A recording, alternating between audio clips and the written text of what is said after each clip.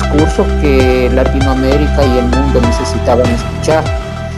Desgraciadamente no pasó más que de un simple discurso y digamos, de una necesidad de construir un nuevo proceso. Pero para poder, digamos, entender un poco más de eso, debemos analizar algunos aspectos de lo que tiene que ver la lucha y los movimientos de tipo social. Porque mira, cuando se inician procesos de lucha colectivos, quiere decir que que las reivindicaciones también son de tipo colectivo, que los procesos son de tipo colectivo. Pero cuando se inician procesos personales o caudillistas, significa que terminarán en procesos solamente de índole personal. Lo que sucedió en el Ecuador fue eso, ya hemos llegamos a un sistema de caudillismo. No podemos discutir la enorme capacidad de comunicador que tiene Rafael Correa. No podemos negar, digamos, que detrás de él hubo un aparato ideológico bastante fuerte y muy preparado que lo ayudó, pero al final todo ese tipo de argumentaciones se terminaron digamos, vaciarse y quedar en lo que realmente terminó siendo un gobierno de derecha o de extrema derecha. Y pienso que más o menos esa es, digamos, paragonando, es lo que sucede y ha sucedido en otros países de América del Sur. Naturalmente con sus particularidades y sus diferencias que existen, ¿no? En el caso, por ejemplo, de Venezuela, que digamos al mismo tiempo lideró prácticamente todo este proceso, sucedió más o menos lo mismo. No existió una formación política, ideológica de izquierda de parte de estos líderes políticos. Y eso determinó que el discurso cambie y la política naturalmente cambie. Se utilizaron, sí, elementos, se utilizaron, sí, estrategias de izquierda, pero para hacer un trabajo de derecha, digamos, si es que se pueden todavía utilizar, como tú dices, estos términos. Pero, ¿qué pasó con los movimientos progresistas entonces? ¿Cuál fue su papel? ¿No lograron anteponerse en estas avalanchas de ese tipo de gobiernos que llegaron? Mira, los movimientos sociales tienen, digamos, alcances bastante limitados en un mundo globalizado. Los alcances son bastante locales, son bastante pequeños, digamos. Sobre todo en lo que tiene que ver con llegar en la información, en lo que tiene que ver en la comunicación, en los mass media y en los recursos que se disponen para poder llegar a determinar, para poder incidir, digamos, en las grandes decisiones, en las grandes políticas. En el caso de Ecuador, te hablo de Ecuador, lo que sucedió es que se tomó el discurso de los movimientos sociales, se tomó el discurso de los movimientos indígenas, se tomó la organización como un trampolín para llegar al poder. Y una vez que se estuvo en el poder, se les dio las espaldas o lo que sucedió, mejor dicho, fue un confronto frontal con los movimientos, ¿no? Una criminalización de la lucha popular. O sea, un gobierno de izquierda que al final terminó en contra de los movimientos de izquierda y de todas las reivindicaciones que la izquierda a lo largo de la historia logró. Fíjate que es bien curioso porque en el caso de El Salvador, que de igual forma llegó en el 2009 supuestamente un partido de las izquierdas, porque también no podríamos decir que existe una sola, existen muchas, en multicolor todo esto. Y pasa de que se redujo la lucha del movimiento popular, se redujo la lucha del movimiento social, porque incluso habían sindicatos que decían de que estaban en el gobierno y no tenían que obstaculizar el trabajo de estos gobiernos. Sin embargo, confirmo, al menos en lo que nos consta también en El Salvador, que no se desarrolló una masa crítica, una masa de construcción de pensamiento y de observar lo que estaba sucediendo en los gobiernos. En Venezuela, entonces, ¿qué es lo que está sucediendo? ¿Frente a qué fenómeno social estamos? Mira, en el caso de Venezuela, la situación es diversa. Venezuela ha tenido que enfrentarse a una forma de política de los Estados Unidos que no es nueva, una forma de política que se llama el bloqueo político y económico, ¿entiendes? Este bloqueo económico ha logrado aislar completamente, como lo hizo ya con Chile, como sucedió ya con 50 años con Cuba, impidiendo que exista un libre flujo de capitales, un libre flujo de inversiones, que exista un libre flujo de servicios y de actividades de tipo cultural y deportiva incluso. Entonces, Estados Unidos bloqueó económicamente a Venezuela. Recuérdate que ya en la época de, ¿cómo se llama?, de Obama, me parece que fue en marzo del 2015, eh, hizo un decreto en contra de Venezuela porque retenía que era una amenaza inusual y extraordinaria. Y este bloqueo fue ratificado y ampliado, digamos, en mayo de 2018 por Trump, ¿no?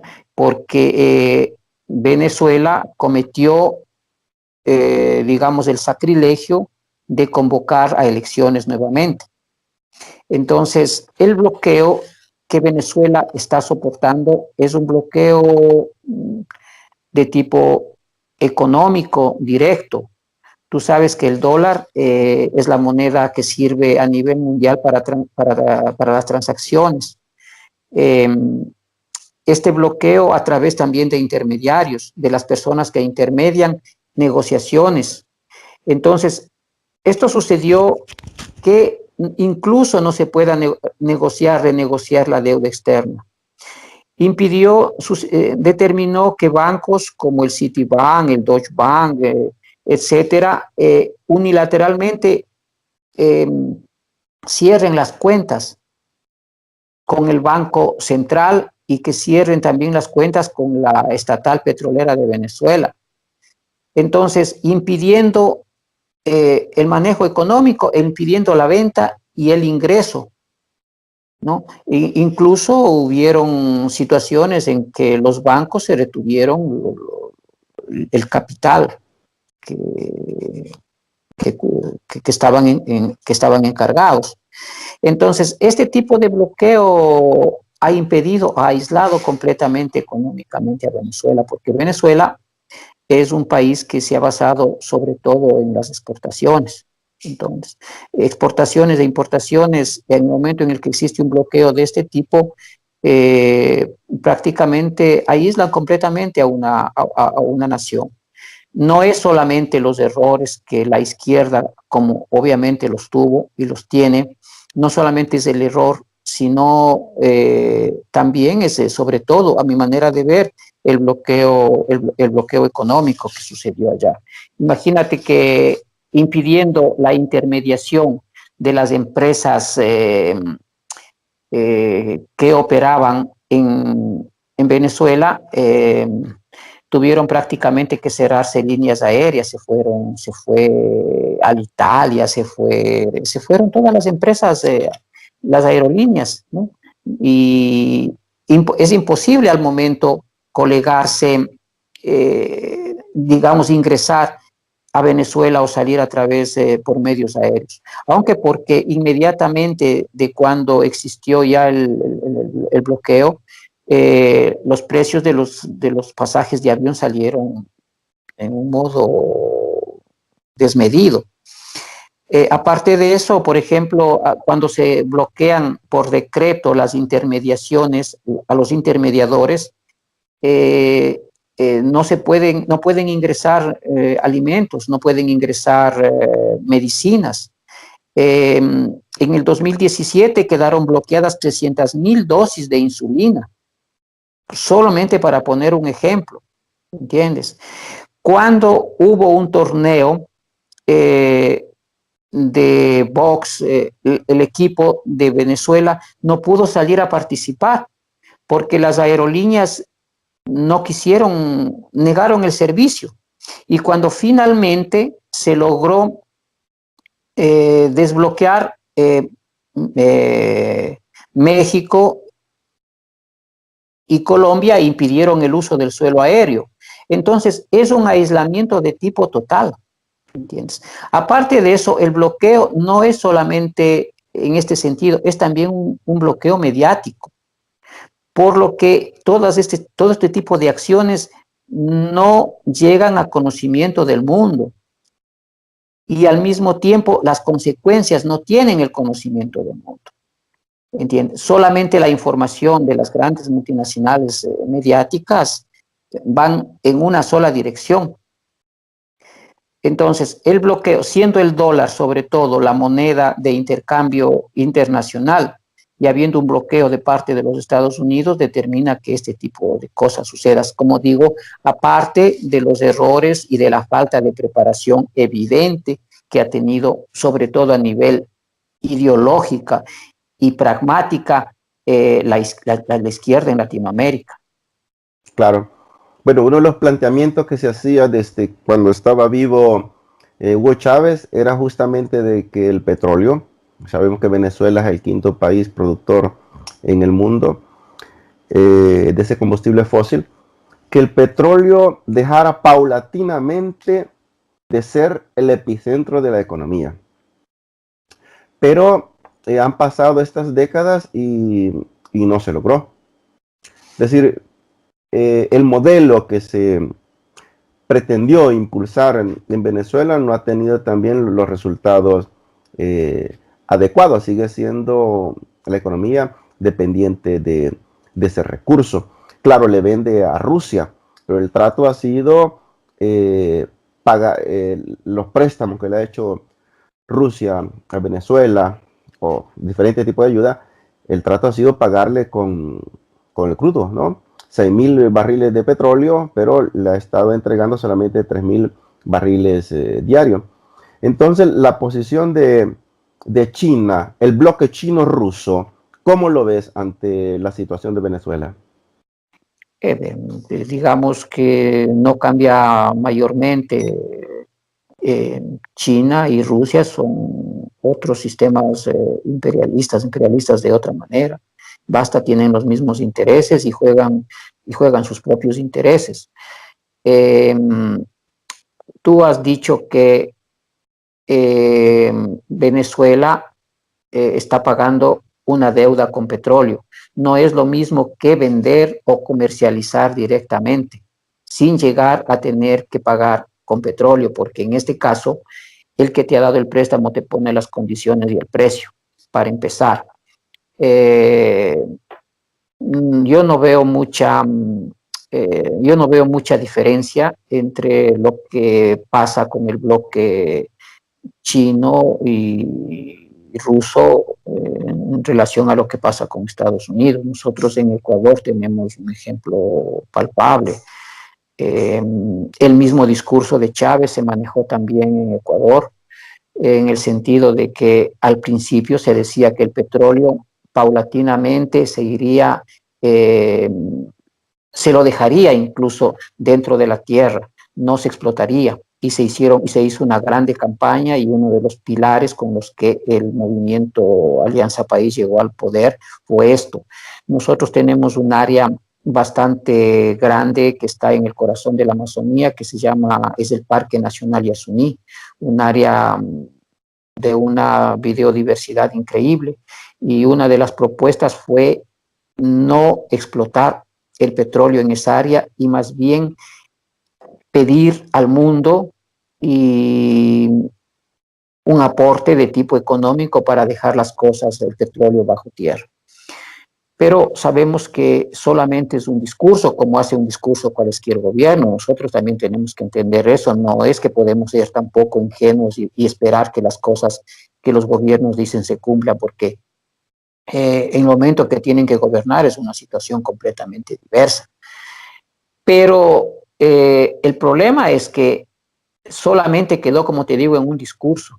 No se tuvo nunca la intención, o sea, la política demuestra que no tuvieron nunca la intención de cumplir con estas promesas de campaña, absolutamente.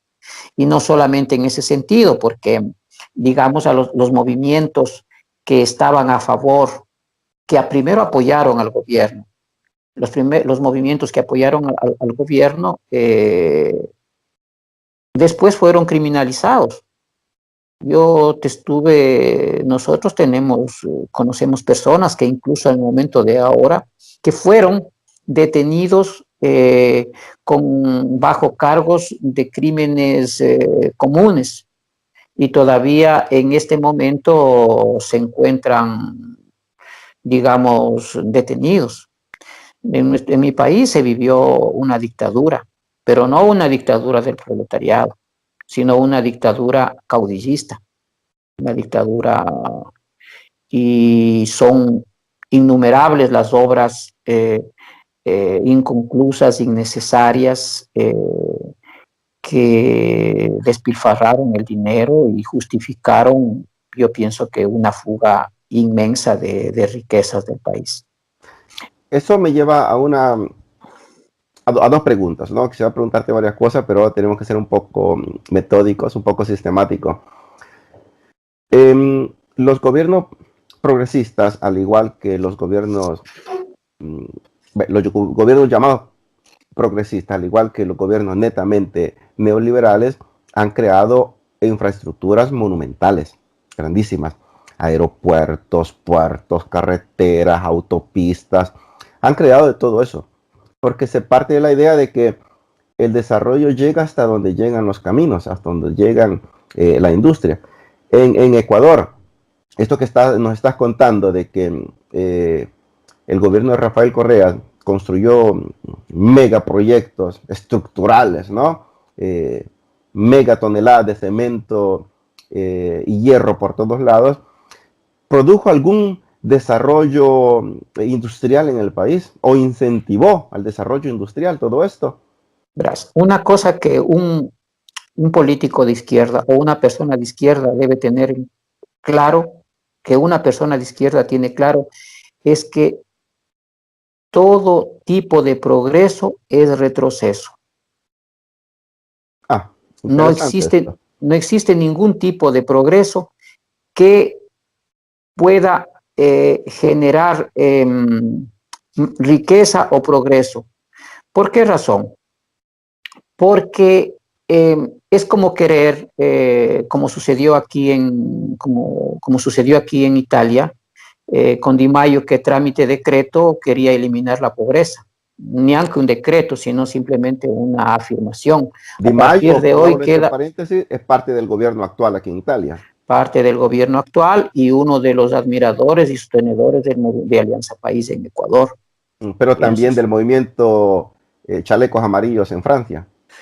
Diría que no, porque de lo que sé, de las últimas noticias que tenemos, es que han sido rechazados. Han sido rechazados. Bueno, han sido rechazados. Sería bueno que habláramos un poquito de lo que pasa aquí en Europa, pero abordemos la cuestión de Ecuador. ¿En Ecuador existe industria? ¿Existe ahora clase obrera robusta? A eso voy yo. Okay. Estos procesos no han comenzado ahora. Los procesos de estos han comenzado muchísimos años atrás. Yo me recuerdo con el gobierno de Borja, comenzaron a debilitarse los movimientos sociales y sobre todo los movimientos sindicales. Se dice que a una persona se le conoce por las obras, por los resultados, por lo que hace, por lo que se ve, por lo que deja, no por lo que dice, no por lo que argumenta, no por el discurso que hace. Nosotros miremos que la mayor parte de gobiernos de izquierda en América Latina han reciclado, han reutilizado y han reinserido en sus filas a personajes técnicos de la política de extrema derecha o de derecha, de la política neoliberal. Se entiende lo que tú decías, tú decías que por qué razón, si es que se han robustecido, si es que existe una gran industria en Ecuador. No, absolutamente no, porque no se puede crear una industria solamente desde el Estado. No se puede crear una industria solamente por decreto o por política estatal, porque en el momento en el que se acaban los recursos, en el momento en el que alguna de los proyectos fallan, se desmoronan. Yo pienso que es como las leyes, ¿no? Una ley tiene que nacer del pueblo, una ley tiene que nacer de la experiencia, de la necesidad y del desarrollo del país. Una ley... Eso es interesante, ¿sabes? Porque, bueno, como hablamos de las experiencias que tenemos cada quien de sus países, y nos estás contando las experiencias de Ecuador, en El Salvador se maneja la tesis, por ejemplo, las regalías, ¿no? Los dulces, las migajas que da Estados Unidos a El Salvador en el llamado Fomilenio, que son alrededor de 200 millones. En el año pasado tendrían que haberlo invertido para la infraestructura en la zona de la costa, ¿no? Del mar, del Pacífico en El Salvador. Porque se supone que el Estado invierte en infraestructura y la empresa privada, las multinacionales, al ver de que existen las condiciones apropiadas de seguridad, las calles bonitas, todo atractivo, pueden llegar a invertir. Entonces, se conecta esto a que el Estado da un input, un estímulo para la infraestructura y que la empresa privada debe hacer su parte, o tiene que ver con el desarrollo social de la gente, de la sociedad en sí. Mira, para poder, digamos, impulsar la industria, como cualquier actividad humana, sobre todo tiene que haber una cultura de trabajo, tiene que haber una cultura empresarial, tiene que haber una cultura de desarrollo y sobre todo tiene que haber experiencia, ¿entiendes? Cuando tal vez llegan o se crea el terreno favorable para que puedan venir inversiones y empresas extranjeras, se lo está haciendo sobre todo con recursos y con dinero y quitando el bienestar del pueblo, de cada país, ¿entiendes? En el caso, por ejemplo, nuestro, sí, se han hecho políticas justamente tratando de traer la inversión extranjera. Y también se han hecho políticas a lo largo de los años tratando de estimular la industria. Nosotros tuvimos una experiencia bastante grave, atroz, cuando un gobierno nuestro de Hurtado, me recuerdo, ellos, el gobierno de Hurtado el gobierno sirvió de garante para que los empresarios ecuatorianos puedan acceder a créditos internacionales con el fin de desarrollar la industria en Ecuador. Este periodo se recuerda como el periodo de los Miami Boys. ¿Por qué? Porque estas personas que tuvieron acceso a este tipo de créditos invirtieron en Estados Unidos el dinero que consiguieron en las bancas norteamericanas. en Miami sobre todo. Se compraron sus grandes casas, sus departamentos, invirtieron allá. Y en el Ecuador no llegó absolutamente nada. Obviamente los créditos no se pudieron pagar y los créditos eran en dólares. Y ese tiempo nosotros teníamos una moneda que se llamaba el sucre. Lo que hizo el gobierno fue que asumir la deuda en dólares para que los empresarios puedan pagar en sucres, pero tampoco pagaron. Entonces, al final, se les terminó condonando la deuda.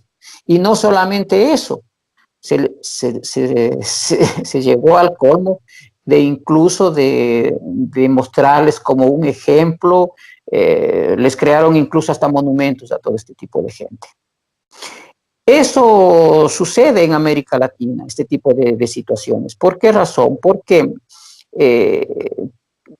no existe una cultura de la industria, de la industrialización en nuestros países, sobre todo en Ecuador no existe.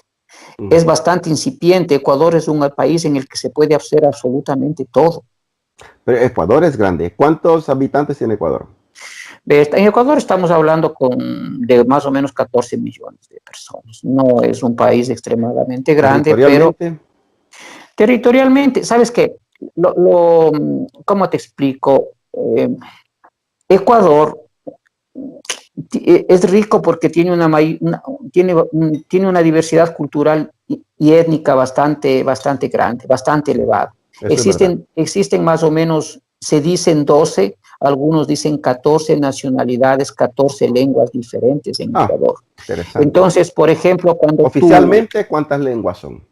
12 lenguas diversas. Oficialmente se reconocen. El Estado reconoce el castellano como lengua oficial y el quichua como segunda lengua. Pero existen, por ejemplo, tenemos los cofanes, tenemos los záparos, shuaras. ¿Y en las escuelas se difunden estas lenguas? Ahora, mira, el paradoso de la política, por ejemplo, de Alianza País fue que clausuró 1000 escuelas interculturales bilingües. Sí. Sí. El principal sindicato de profesores, de enseñantes, de profesores, que se llamaba de educadores, la Unión Nacional de Educadores, fue disuelta. Entonces, por esa razón te digo, no se puede hablar de gobiernos de izquierda cuando atentan a los movimientos de izquierda, que son los únicos que están en grado que primero te hicieron llegar al gobierno, al poder, y después que pueden sustentar las políticas y respaldar las políticas. Y eso, como tú pensarás, no sucede solamente en Ecuador, ha sucedido a lo largo y ancho de América Latina. Los mismos errores y los mismos ejemplos. Podríamos decir que los movimientos de las izquierdas ayudan a estos personajes, por llamarlos así, ¿no? Como vos los tildas de caudillistas, llegan a los gobiernos, pero hacen totalmente lo contrario de lo que prometen en la campaña electoral. Obviamente, o sea, un gobierno. Pero ¿qué hacen los movimientos de izquierda? Han hecho protestas en Ecuador, intentaron incidir de varias formas en el gobierno, crearon músculos en las comunidades. ¿Qué hicieron para resistir ante estas políticas del continuismo? Te digo una cosa, cuando llegaron al gobierno, ellos siguieron la fórmula de Venezuela. Ya convocaron a una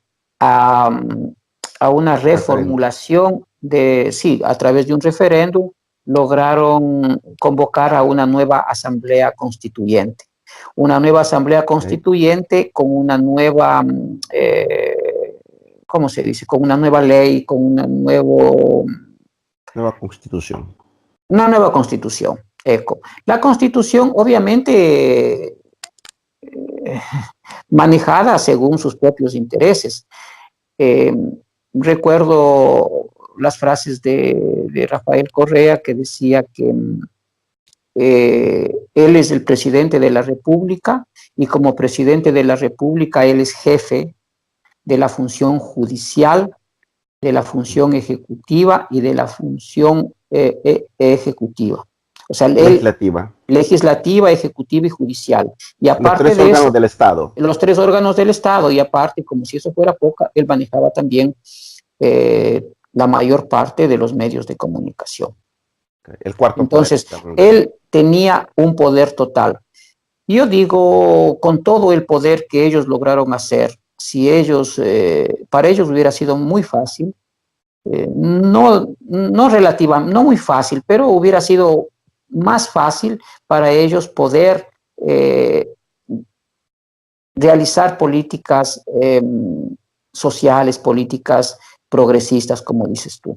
Pero no, o sea, porque si tú partes de una concepción, si tú tomas solamente el discurso y lo vacías para tus propios intereses, se termina en una situación de este tipo, criminalizado, porque recuérdate que absolutamente todos o casi todos los integrantes de este gobierno tienen problemas con la justicia en este momento.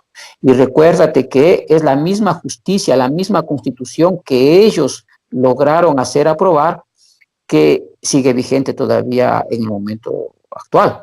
Entonces, digamos que la situación fue bastante complicada. grave, fue una situación. Jorge, bueno, te van a ver bastantes salvadoreños y como también allá tenemos el dólar y Ecuador también. Salirse del dólar, ¿es posible o no es posible? ¿Qué cosa? Tu forma de ver. Volver o crear una nueva moneda o volver a la moneda. El dólar en Ecuador, ¿ha beneficiado, no ha beneficiado?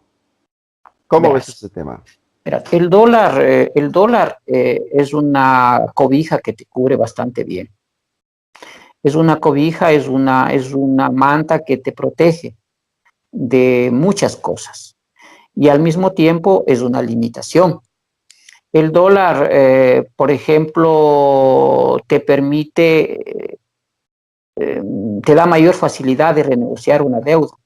Te permite endeudarte mucho más fácilmente que no. Con una moneda... Pero el hecho de que permita endeudarse no es una buena noticia. Porque la deuda se tiene que pagar tarde o temprano. Sí, pero digamos que a nivel, digamos, seamos un poco realistas. Nosotros somos países dependientes de los Estados Unidos. Somos países Yo parto dependientes. de algo como nosotros, los trabajadores, que si tenemos un empleo, claro que podemos adquirir una deuda. Lo hacemos. Pero sabemos de que tenemos de dónde sacar para irlo pagando poco a poco. Es decir, si el Estado puede adquirir una deuda, yo no estoy en contra. Pero si tenemos la capacidad de ir pagando la deuda y no hacer préstamos para pagar más préstamos. Lleguemos a eso. Mira, yo como te digo, las ventajas, digamos, de la dolarización del dólar son estas prácticamente. Pero los gobiernos han necesitado en determinados momentos, por ejemplo, cuando existe una moneda de tipo local, con una moneda de tipo local, ellos pueden devaluarla. Y con la devaluación de la moneda pueden manejar ciertos ritmos de inflación y deflación. Entonces, ellos, digamos que a mi manera de ver, los países, como sucede, por ejemplo, como sucede en Europa, deberían agruparse, alinearse, pero de una manera libre para poder tener una moneda, digamos, de un tipo más fuerte. Sabemos perfectamente cómo nosotros somos dependientes en todo sentido de los Estados Unidos. Entonces es bastante ilusorio pensar que suceda lo contrario. No tenemos... Ahora, el trabajo, no es que nosotros nos debemos descorazonar. El trabajo debe existir y el trabajo debe continuar y el trabajo tiene que pensar. No es la izquierda la que está en crisis, son las personas que han manejado, los políticos que han manejado la izquierda, que no han estado en grado de liderar un proceso histórico grande. Y ellos que han tenido, como el caso de Ecuador, que han tenido la posibilidad, perdieron una oportunidad increíble de hacer un trabajo que les hubiera llevado a la historia. No, terminaron haciendo lo mismo que todos. Bueno, para dejar el tema de Ecuador, existen esperanzas, existen movimientos que puedan aspirar a darle un viraje a esta situación. Mira, la esperanza siempre existe, Claro. pero yo pienso que todo es una cuestión de procesos, es una cuestión de procesos, es una cuestión de procesos que se están, que tienen que irse desarrollando, y sobre todo es una cuestión de información libre que tiene que tratar de ir ganando terreno. O sea, tiene que existir, por ejemplo, en Ecuador, tú no puedes emitir un criterio personal de ningún tipo político libre si no vienes atacado inmediatamente de personas que trabajan a, justamente para desacreditar tu opinión, ¿entiendes? Aparte de que tú ya no tienes los medios necesarios. Por ejemplo, lo que tú estás haciendo en este momento, lo que estamos haciendo en este momento, conversando, expresando libremente nuestras opiniones, Claro, ¿no? claro, eso sí. Entonces, eso, para mi manera de ver, es bastante ya, porque se tiene que partir de ahí. La libertad de expresión en Ecuador está reducida entonces. La libertad de expresión en Ecuador está reducida, como está reducida en cualquier parte del mundo, por la globalización, por todo, pero no es tan reducida como lo estuvo en el gobierno precedente. Se está trabajando, los movimientos sociales se están, digamos, recuperando, tomando otra vez fuerzas, porque fue tanta la represión, fueron tantos los desaparecidos, fueron tantos los asesinatos que pasaron, que la gente tenía miedo y tiene miedo todavía de expresar su libre pensamiento, su manera de ver las cosas. Pero digamos que los históricos movimientos sociales deben... Lo que pasa es que dentro de esto también existe, digamos, un criterio de tipo, una matriz de tipo cultural. Nosotros tenemos, al menos en la parte de la gente de los Andes, tenemos la idea todavía de que va a venir un caudillo, un salvador, un externo, y seguiremos votando por los mismos personajes. Las poblaciones esperan un líder, alguien que los guíe. Sí, alguien que los guíe, pero como yo te empecé diciendo, el trabajo es ese. El trabajo el trabajo social deben ser procesos de autoconstrucción, de autodeterminación. Llegar al poder no tiene que ser el fin, tiene que ser un paso más para avanzar en un proceso. Correcto, me parece bien. Esa reflexión la comparto. Porque mira, en cambio, cuando hablamos, como te dije, es muy común, no sé en tu país, es muy común donde nosotros, que los políticos en época de campaña se acerquen a las comunidades pobres, menos habientes, para ofrecerles en regalo alimentos y tratar de comprar su voto. Están invirtiendo, son mercaderes de la política, no son políticos. Un político debe despertar inquietudes, debe despertar, conocer necesidades, caminar, hacer el camino juntos. Y de ahí, y nosotros, de ese tipo de ejemplos que tenemos nosotros ahí en Ecuador, digamos, de lucha, de trabajo, tenemos ejemplos bastante grandes, porque nosotros hemos tenido líderes indígenas, líderes sociales bastante importantes, que obviamente a los grupos de poder no les ha convenido mostrarlos, ponerlos a la luz, así como El Salvador. O sea, los luchadores populares vienen siempre denigrados, eso es normal, pero nosotros, por ejemplo, tenemos que ya dejar de mirar a la persona por su aspecto físico, porque es tipo europeo, tipo norteamericano. Todavía nosotros seguimos votando en Ecuador a políticos según el peso. Mientras más kilos de carne tienen más posibilidades de llegar al gobierno, y sobre todo si es que gozan con un apellido que a lo mejor es extranjero o con unos ojos, ¿no? Nosotros votamos todavía, desgraciadamente, en este sentido, ¿entiendes? Entonces, no confiamos. ¿Qué significa eso? Cultural, ¿no? Significa que no confiamos en nosotros mismos. O sea, no confiamos. Hemos votado por un economista lleno de títulos, honoris causa, que no, me imagino que no le alcanzarán una pared para pegar todos sus cuadros que ha tenido, ¿no? Pero yo pienso que un padre de familia, como tú decías, un padre de familia que piensa y sabe, dice, me voy a endeudar, pero para una cosa que me va a beneficiar a mi familia, que va a beneficiar a mi país, ¿no? Y no es que me voy a endeudar solamente por aparentar de que yo tengo dinero. O sea, todo este tipo de taras culturales de idiosincrasia, desgraciadamente pesan en los gobernantes y pesa en la gente, o sea, pesa en las personas que van a votar.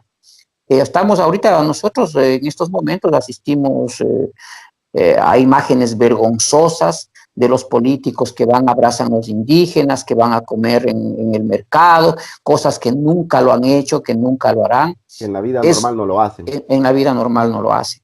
Entonces, alerta. En cambio, por ejemplo, tenemos líderes que han comenzado a trabajar, que han comenzado a madurar, que han comenzado a caminar desde niños. ¿Entiendes? Se necesita formación, obviamente. Se necesita educación y las luchas de reivindicación deberían ser sobre todo en ese sentido, en las cuestiones básicas, salud, educación, trabajo, ¿entiendes? No en la creación de mega industrias, de mega empresas, de mega estructuras que no tienen ninguna relación cultural con nuestro país, ¿entiendes? Hace poco te escuché decir que las diásporas, en este caso las diásporas en Italia, de todos los países, para poder contar, para poder salir de la invisibilidad social, necesitamos tener poder político. Pero eso me lo contás después, porque quiero cerrar con Venezuela. Pregunta cerrada. Respuesta cerrada. Definitivamente queremos que un movimiento progresista retome el gobierno de Venezuela. Nos oponemos a todo tipo de injerencia de los Estados Unidos o de otro tipo de imperio chino-ruso que pueda existir. Pero Maduro tendría que llamar a las votaciones y ceder, darle su candidatura a otro elemento de su partido o de otro movimiento. Mira, la situación es esta. En política existen momentos de crecimiento y momentos de decadencia, es normal, ¿no? Después de un periodo bastante largo que han estado en el gobierno, obviamente están deteriorados. Pero yo pienso que en el caso del presidente de Venezuela, él debería actuar sobre todo pensando en el contexto histórico y social de este momento, ¿ya? Y yo entiendo que sus ideales los lleva hasta las últimas consecuencias, pero yo pienso que con bastante valentía se debería, y con bastante astucia también, convocar a elecciones libres y transparentes, y en ese momento medir fuerzas. Obviamente no pienso que no se sabe en política, pero un político de izquierda, una persona de izquierda sabe que tiene que inmediatamente ponerse a trabajar con la experiencia que se tiene para el futuro, ¿no? Porque en este momento no estamos solamente hablando, estamos hablando ya de situaciones graves de salud y de seguridad y de alimentación y de todo. Entonces, yo, por ejemplo, comparto la idea de no permitir el ingreso de ayuda humanitaria. De una parte te bloquean, de otra parte te ofrecen ayuda humanitaria, camiones que quieren ingresar. Sabemos que detrás en esos camiones qué cosas ingresan. No nos olvidemos el famoso caballo de Troya, ¿no? Ahí con las ayudas humanitarias siempre han ingresado técnicos bastante hábiles para desarrollar políticas a favor. O sea, Estados Unidos de una parte te bloquea el desarrollo de Venezuela y de otra parte te ayuda. Pero lo que sí haría, yo pienso que inteligentemente la izquierda, Maduro, sería convocar a elecciones y eso le daría incluso, yo pienso que un cierto tipo de consenso, obviamente negociando, porque a ese nivel, el problema de Venezuela, pero es un poquito más complejo, mira, porque en Venezuela, desgraciadamente, no es solamente la parte esta del gobierno. En Venezuela existe, detrás del gobierno de Venezuela, existe un control total de parte de las Fuerzas Armadas de Venezuela. Interesante. ¿Entiendes? Ese punto es interesante porque algún amigo me decía que a la base de la crisis del partido de Nicolás Maduro se encuentran tres elementos que no se trataron incluso desde que llegó Hugo Chávez. Y es la corrupción, el poder excesivo que le dieron las Fuerzas Armadas y justamente la cuestión de que no supieron sustituir el petróleo como el epicentro de la economía del país. Consideran de que son esos tres elementos. Pero entonces Nicolás Maduro tendría que darle el espacio a otro dirigente de las izquierdas en Venezuela, o tendría que ser siempre él. De cómo miro las cosas y cómo miramos la situación, por ejemplo, hablemos un poco de Cuba, eh, o miremos Cuba, miremos Ecuador, miremos en este caso Venezuela. Los cuadros políticos son reducidos prácticamente a una sola persona o dos al máximo.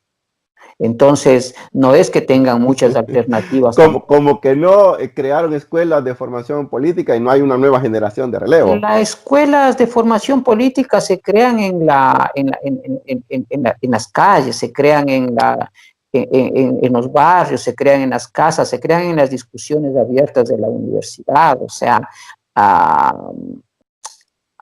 a idea limpia, o sea, no se crean de esa manera, porque ahora los partidos políticos... En la vida diaria, digamos. En la vida diaria, o sea, en el trabajo social, porque, mira, los partidos políticos ahora, incluso en Europa, en cualquier parte, no son partidos políticos. Un partido político era un lugar de discusión, de desarrollo de propuestas, de ideas, de confronto.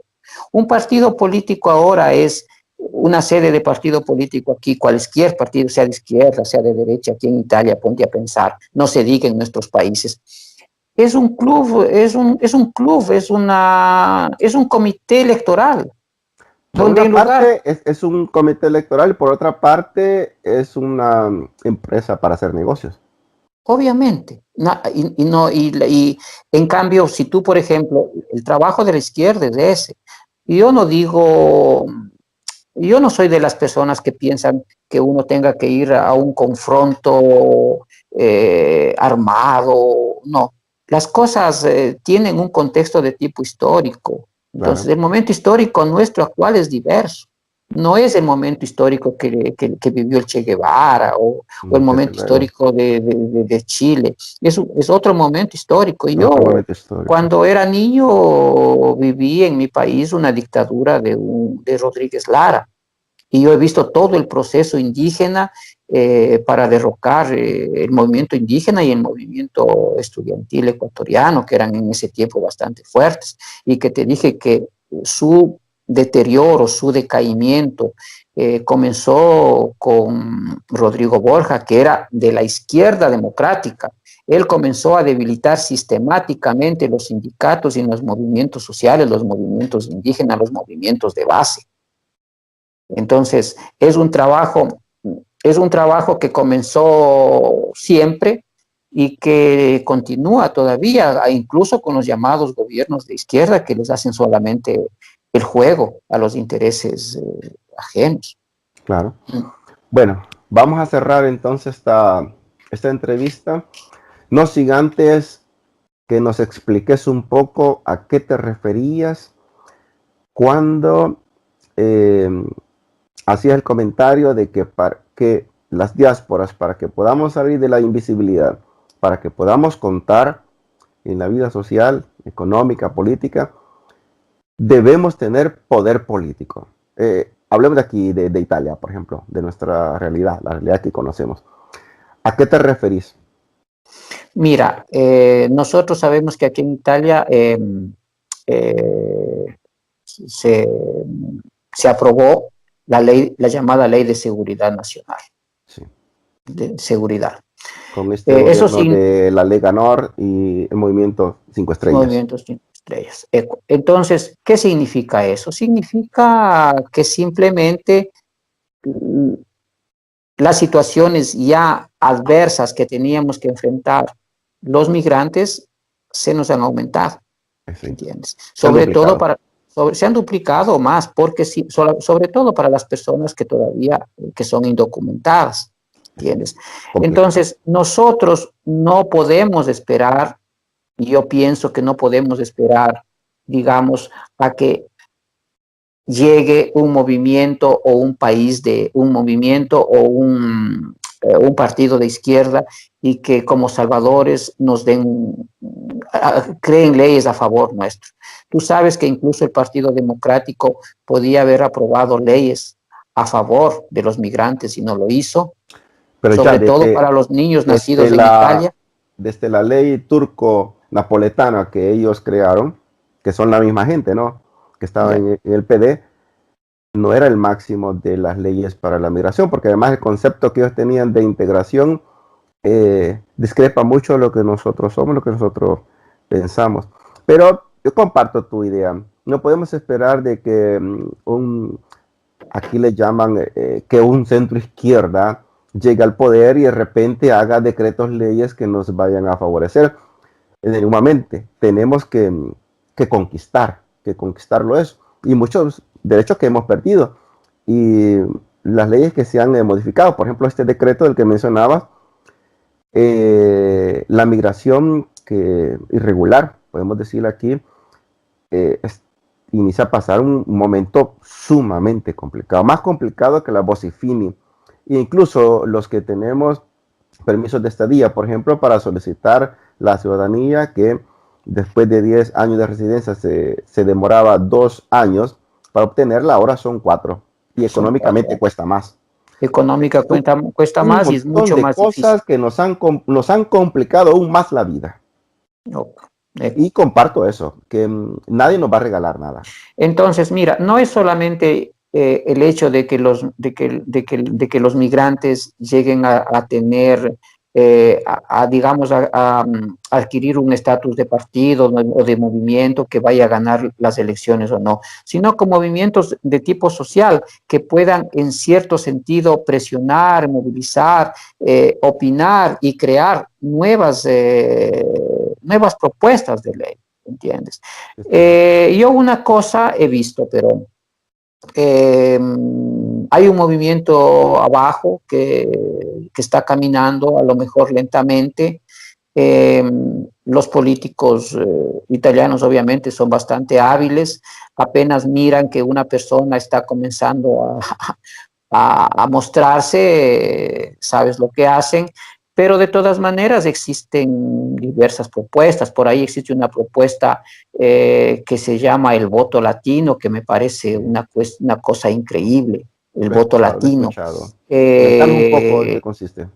el voto latino, más que todo, en este sentido, es una, es un, ¿cómo te puedo decir? Un conglomerado de personas que tratan de concientizar la importancia del voto de los latinos acá, Okay. ¿entiendes? Entonces, sí, esa es la idea. Y a mí me parece una cosa increíble porque una vez que comience a partir este tipo de iniciativas, será bastante. ¿Sabes la capacidad de trabajo físico y mental que tenemos nosotros, los latinoamericanos? Y yo te hablo de nosotros latinoamericanos porque conozco, porque estoy ahí. Obviamente también lo que tienen las otras comunidades. Eh, pero sobre todo nosotros, la capacidad que tenemos de trabajar, la capacidad de nosotros que tenemos y necesidad sobre todo de crear, ¿entiendes? Entonces, a nosotros nos falta puntos de encuentro que nos permitan rehabilitar, si se quiere, nuestra autoestima. Absolutamente nada más. Entonces, Interesante. lugares de encuentro donde podamos, como es nuestro círculo, como es lo que estamos haciendo en este momento, lugares de encuentro en el que podamos simplemente debatir sin miedo a que el estúpido de siempre comience a denigrarte, tirándote, sacando a luz el color de tu piel o qué sé yo, Buscando el cosas pelo en así. la sopa, como decimos. ¿Entiendes? Entonces, sin esos miedos, yo he visto, por ejemplo, personas, gente de otras nacionalidades, yo que un poco trabajo con este tipo de personas, que tienen grandes perfiles y grandes capacidades de tipo político.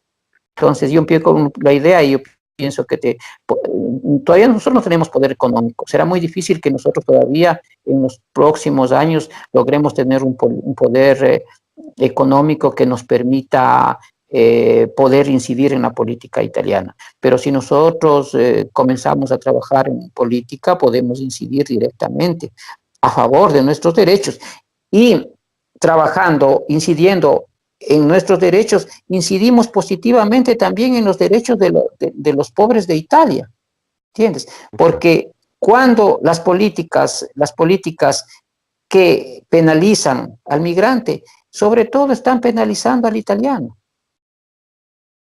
Porque recuérdate que existen un buen grupo, un buen número de la población italiana que se encuentra en condiciones económicas y sociales peores que las que nosotros. Sí, paupérrima. Estoy de acuerdo con vos, además porque estos movimientos de derecha, extremas derechas y ultraderechas aquí en Italia, que tienen 20 años de meter veneno en la ciudadanía italiana, están provocando esto, están generando esto, una guerra de pobres contra pobres, de italianos pobres contra migrantes y después también migrantes contra migrantes.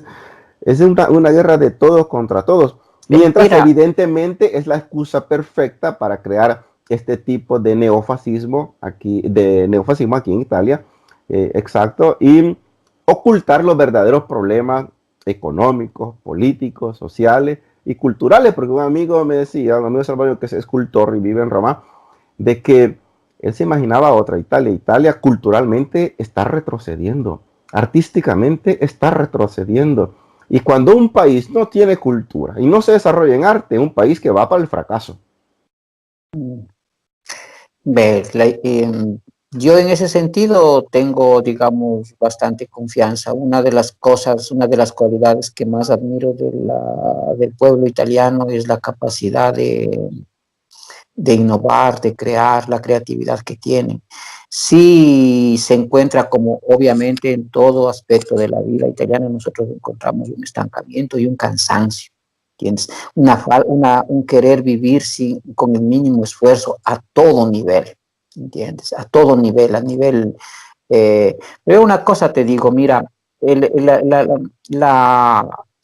se decía que porque el dinero que se invertían en los migrantes no permitían que los terremotados que todavía están en carpas sigan viviendo el frío. Los terremotados están todavía ahí, en carpas, muriéndose de frío, y los migrantes, ese dinero ya no existe. Significa que no estaba colegado absolutamente nada de esto. No era colegado lo uno con lo otro, ¿entiendes? Pero, o sea, una cosa que sí te preocupa bastante es que la gente acá comience a perder la humanidad. Recuérdate que los políticos se llaman clase dirigente. ¿Por qué?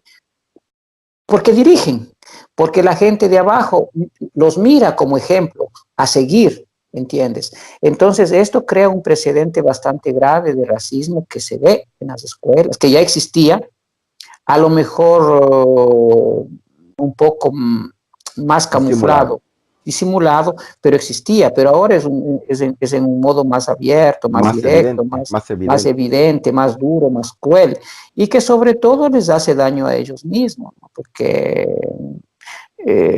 como te digo, cuando uno por prejuicio no conoce a una persona, pierde más la persona que no la conoce, porque nos negamos a conocer lo otro, a aprender, a ver. Nosotros que venimos, tú vienes de El Salvador, yo vengo del Ecuador, la gente que viene de algún país del África, de cualquier parte del mundo, nosotros traemos nuestra experiencia, traemos nuestra cultura, traemos nuestra manera, nuestra forma de ser, nuestras habilidades, nuestra capacidad, y la duplicamos acá con lo que aprendemos aquí en Italia, ¿entiendes? Entonces, nosotros tenemos mucho para dar, tenemos tanto por dar. Por ejemplo, la gente que aquí nació, hablemos de Milán, la gente que nació en Milán, no aprecian la hermosa ciudad que tienen. Van con sus perros, ensucian, botan basura, no se curan de sus cosas. Y obviamente la mayor parte de migrantes también hace lo mismo, pero existe un buen grupo de migrantes, en cambio, que admira ese tipo de cosas, admira el valor de las obras arquitectónicas, de las obras culturales que están creadas acá, ¿entiendes? Entonces, hubo un proyecto de un ecuatoriano que él reunía un grupo de gente y se iban a limpiar los parques, a recoger la basura de los parques, ¿entiendes? Eso obviamente no fue publicitado por los medios de comunicación, nada. No sé si se lo seguirán haciendo porque yo también me he desconectado. Yo nunca pude participar por situaciones de trabajo, pero por ejemplo, esa es una idea, es un ejemplo de forma de organización y de trabajo comunitario que es natural en Ecuador. En Ecuador, cuando se quiere abrir una carretera, se reúne la gente y se trabaja. Y se acompañan a las maquinarias y a la empresa que ponga el Estado para poder trabajar. Eso es lo que descuidó, por ejemplo, el gobierno de Rafael Correa. No entendió que el trabajo participativo de la gente crea obras que van a ser mayormente cuidadas y mayormente mantenidas y mayormente sentidas, ¿entiendes? Nosotros, por ejemplo, acá, cada una de las comunidades, con sus propias virtudes, con sus propios conocimientos, podemos aportar a la comunidad. Ecuador debe aportar con lo que sabe hacer la Minga, el trabajo comunitario para el trabajo para poder solventar los problemas para poder sentir más nuestra la ciudad como ya la sentimos. La Milano nos ha dado mucho y nosotros podemos dar mucho todavía por Milano, ¿entiendes? Excelente. Un tiempo que ha volado conversando con vos. Tenemos que encontrarnos de nuevo para poder hablar acerca de poesía, ¿no? Vamos a invitar al otro amigo. Te agradecemos en esta ocasión porque has hecho un abordaje muy bueno que lo vamos a compartir. Muchas gracias por tu tiempo, por la disponibilidad, por la generosidad de todos los conceptos que nos has brindado. Muchas gracias, Jorge. Yo te agradezco a ti y les agradezco a